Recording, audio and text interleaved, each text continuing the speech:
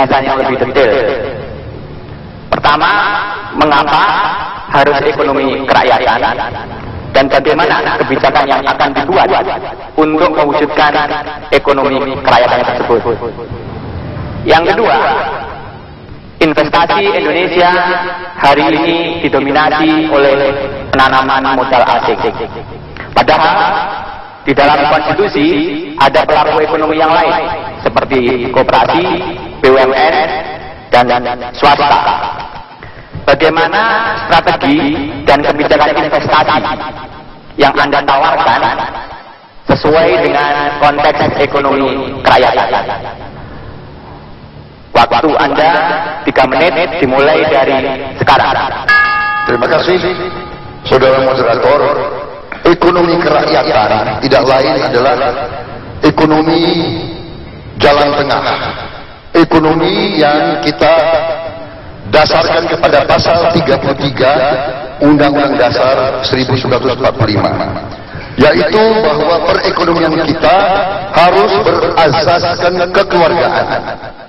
Kemudian bahwa sumber-sumber ekonomi yang menguasai hajat hidup orang banyak harus dikuasai oleh pemerintah.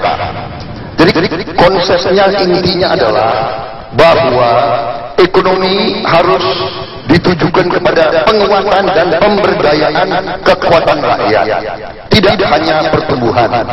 Kita juga harus menjamin kondisi keselamatan dan perlindungan terhadap golongan rakyat yang tertinggal, yang kurang bisa mengikuti persaingan abad ke-21. Ini bedanya dengan kita sistem ekonomi barat atau neoliberal, bahwa pemerintah kadang-kadang hanya sebagai wasit.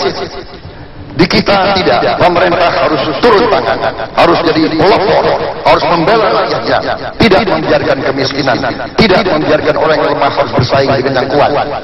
Kemudian iklim investasi atau kebijakan investasi kami terbuka, kami mendukung investasi asing, tetapi tentunya tidak boleh mematikan ekonomi rakyat. Harus kita perkuat koperasi, harus kita perkuat usaha kecil dan menengah, dan untuk itu kita harus mengalirkan dana yang lebih, yang masif, yang tidak tanggung-tanggung untuk memperkuat ekonomi rakyat. Ini adalah strategi kita, dan ini sudah dirintis oleh pemerintah SBY dengan banyak program, dengan KUR, dengan PNPM, dengan juga dana bergulir. Sebagai contoh, dana bergulir yang sampai sekarang 5 triliun bisa menghidupkan 12 juta orang. Bayangkan kalau kita tingkatkan 4 kali lipat, 20 triliun, tidak hanya 5 triliun, berarti 48 juta orang kita bisa dapat kehidupan. Jadi kita tidak anti investasi asing, silakan masuk ke Indonesia, bawa uang. Jangan masuk ke Indonesia pakai uang Indonesia. Itu bukan investasi asing namanya itu. Ya kan? Itu akan memakai pasar Indonesia. Silakan masuk, bawa uang. Silakan Anda jadi kaya dari Indonesia. Kita tidak keberatan. Tapi intinya ekonomi selanjutnya pertanyaan kami berikan kepada Capres nomor urut 2 Pak Joko Widodo. Tadi Bapak sudah menyampaikan visi mengenai ekonomi berdikari.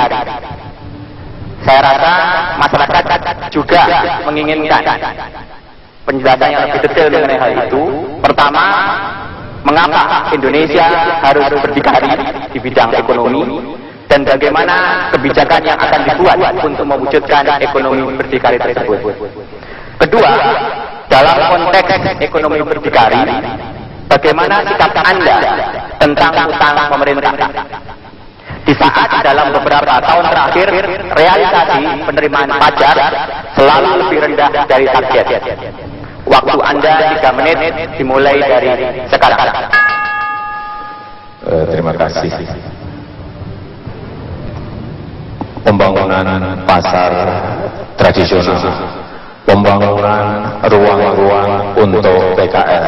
Saya kira saya sudah menjalani itu dan membuktikan itu. Pengalaman saya membangun pasar waktu menjadi wali kota, pengalaman saya membangun pasar waktu menjadi gubernur, saya kira menjadi sebuah pengalaman yang sudah dibuktikan bahwa yang kecil-kecil ini harus diurus. PKL, pedagang pasar, karena apa? Pasar tradisional adalah tempat produk-produk petani itu dijual, tempat produk-produk hasil tangkapan nelayan itu dijual, tempat pengrajin tempe, pengrajin tahu itu menjual dagangannya ada di pasar tradisional.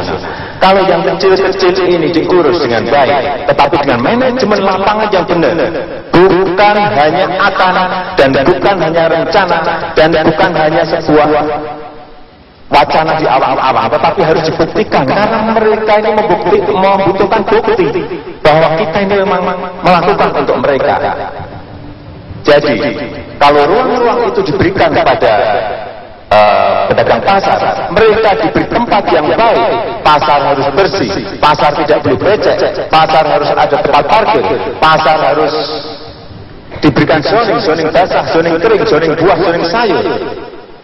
Saya kira produk-produk petani akan terus menerus mendapatkan penghargaan dan mereka akan mempunyai nilai tambah yang baik karena bisa menjual langsung kepada konsumen lewat pedagang di pasar.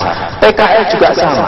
PKL ini ekonomi mikro kita, ekonomi kecil kita, tetapi di semua kota hampir tidak ada planning yang memberikan ruang kepada PKL untuk berjualan. Oleh sebab itu di mana-mana mereka selalu terusir. Dalam rencana ke depan, semua kota harus memberikan ruang yang sebesar-besarnya bagi PKL. Artinya space untuk PKL harus diberikan. Kemudian mengenai ekonomi yang berkaitan dengan hutan, ini bisa kita selesaikan secara bertahap asal ada efisiensi di APBN, asal kebocoran dan penyimpangan di APBN ini bisa dikurangi terus. Dengan cara apa? Membangun sistem seperti yang sudah sering saya sampaikan, pakai e-budgeting, pakai e-audit, pakai e-purchasing, itu bisa menyelesaikan persoalan-persoalan sehingga anggaran yang ada di APBN efektif, efisien, ada sisa itulah yang kita pakai untuk menyelesaikan hutang-hutang yang ada. Saya kira itu yang bisa saya sampaikan. Terima kasih Pak Joko Widodo. Itu tadi